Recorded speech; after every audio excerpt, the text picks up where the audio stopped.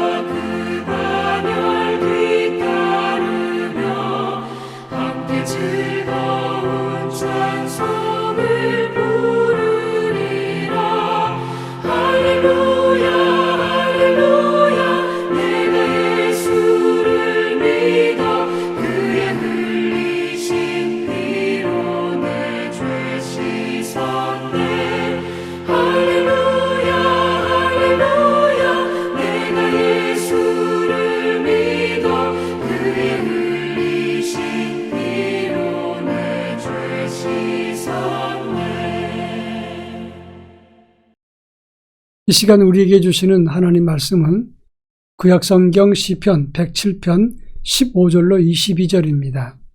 시편 107편 15절로 22절 말씀을 한 절씩 교독합니다. 전체를 제가 읽겠습니다. 여호와의 인자하심과 인생에게 행하신 기적으로 말미암아 그를 찬송할지로다. 그가 논문을 깨뜨리시며 쇠빗장을 꺾으셨음이로다. 일어난 자들은 그들의 죄악의 길을 따르고 그들의 악을 범하기 때문에 고난을 받아 그들은 그들의 모든 음식물을 싫어하게 되어 사망의 문에 이르렀도다.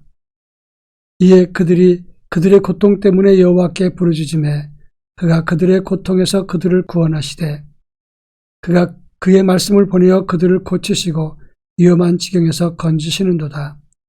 여호와의 인자하심과 인생에 행하신 기적으로 말미암아 그를 찬송할지로다. 감사제를 드리며 노래하여 그가 행하신 일을 선포할지로다. 아멘. 우리가 읽은 시편은 시와 찬양의 노래로 되어 있습니다. 그래서 직접적인 역사적 기록보다는 은유와 서사 그리고 암시 형태로 기록되었다고 하는 것입니다. 오늘 우리가 읽은 본문의 말씀 시편 107편의 말씀은 고난과 시련에 처한 인생 그리고 그를 구원하신 하나님의 손길을 감사하는 찬양의 시로 구성되어 있다고 하는 것입니다. 본문에 보면 광야 사막길에서 방황하는 인생, 그들을 고통 중에서 건지셨다 이런 말씀이 기록되어 있는데 이 말은 이스라엘 백성들이 광야 40년 동안 고생했던 것을 연상시키는 말씀이기도 합니다. 또 10절과 14절에서 흑암과 사망의 그늘에 앉아 이런 말씀이 있고 곤고와 얽매인 줄을 끊으셨다라는 말씀이 있습니다. 이 말씀은 인생의 죄와 죽음의 문제, 인생의 곤과 얽매인 모든 고통의 문제를 해결하시는 그런 미시아 예언적 성격을 언급하고 있다고 하는 것입니다. 이 본문을 통해서 사순절을 지내는 우리에게 이 본문이 어떤 의미를 주는가를 함께 살펴볼까 합니다. 먼저 15절로 16절의 말씀 보면 여호와의 인자하심과 인생에 행하신 기적으로 말미암아 그를 찬송하리라 이렇게 말씀하면서 그가 논문을 깨시고 쇠빗장을 꺾으셨음이로다 라고 말씀하고 있습니다. 이 말씀은 1차적으로 이스라엘 백성들이 거대한 압제 세력에 의해서 억압과 고통, 통제와 위협 속에 있는 것을 연상시킵니다. 마치 애굽에 430년 동안 노예 생활했던 것이나 또 바벨론 포로 생활을 연상시킨다고 하는 것입니다. 그런데 그들을 하나님께서 그들의 위협을 깨뜨리고 자유케 했다고 말씀하고 있습니다. 이것이 1차적인 이 본문의 말씀입니다. 그러나 이것을 신약적인 의미로 해석하자면 하나님께서 예수 그리스도를 통해서 모든 인생이 죄와 사망의 감옥 그리고 위협과 통제와 억압 속에 있는 그런 상태에서 그 악한 손에서 그들을 구출하신 것을 말씀하고 있다고 하는 점입니다. 하나님은 모든 인생들이 흑암과 사망에서 우리를 건져주시고 억압에서 자유케 하신 분이라는 것을 이 본문을 통해서 우리에게 설명해 주고 있습니다. 우리는 억압과 고통에서 우리를 건지신 하나님의 은혜를 감사하고 하나님께 찬양해야 된다 하는 것입니다. 그런가 하면 17절로 18절 말씀 보면 그러면 왜 인생들은 그 같은 억압과 사망의 자리에 놓이게 되었느냐 하는 것입니다.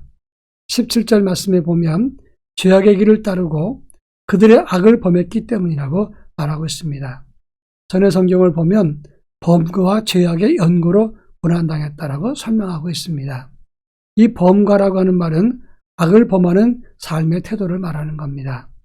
죄악의 연고라고 했는데 이것은 우메와 오노테헴이라는 단어를 씁니다. 이 우메와 오노테헴이란 말은 그들의 잘못으로 인하여 악을 자행했던 허물이라 그런 뜻을 말하는 것입니다. 얼마나 악을 행했고 삶의 태도가 하나님을 거역했으면 이렇게 상상할 수 없는 징계와 심판을 받았겠느냐 하는 것입니다. 18절에 보면 그들은 그들의 모든 음식물을 싫어하게 되어 사망의 문에 이르게 되었도다 이렇게 말씀했습니다. 이것은 하나님의 징계와 심판이 너무 극심해서 식욕을 상실해서 그들이 죽음 직전까지 이르게 되었다는 것을 말하는 것입니다. 하나님을 섬긴다고 하면서 범죄하고 악을 행했을 때 그 결과 심판과 사망의 자리에 놓이게 된다고 하는 것입니다. 이것은 그만큼 그들의 죄와 하나님의 심판이 컸다는 것을 말하는 것입니다. 그렇다면 어떻게 해야 이 문제를 해결할 수 있겠습니까?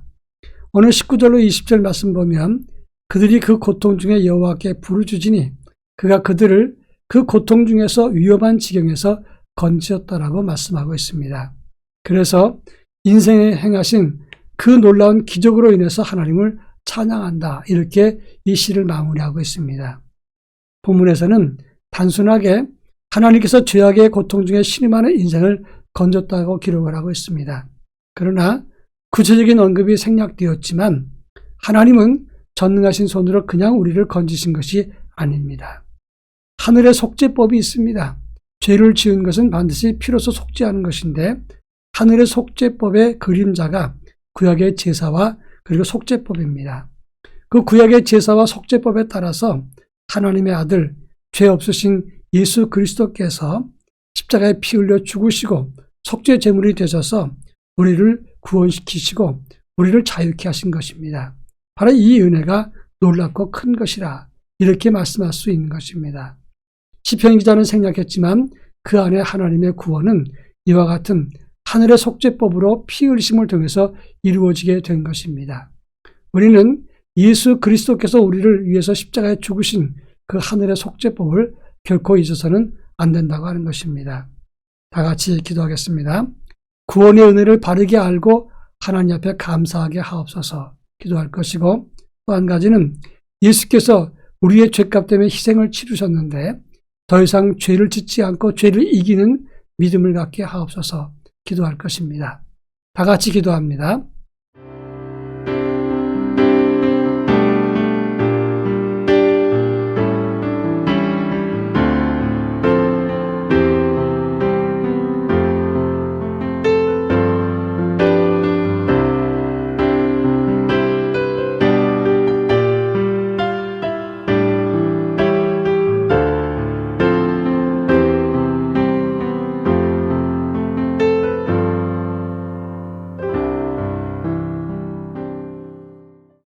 사랑 많으신 하나님 아버지 감사합니다.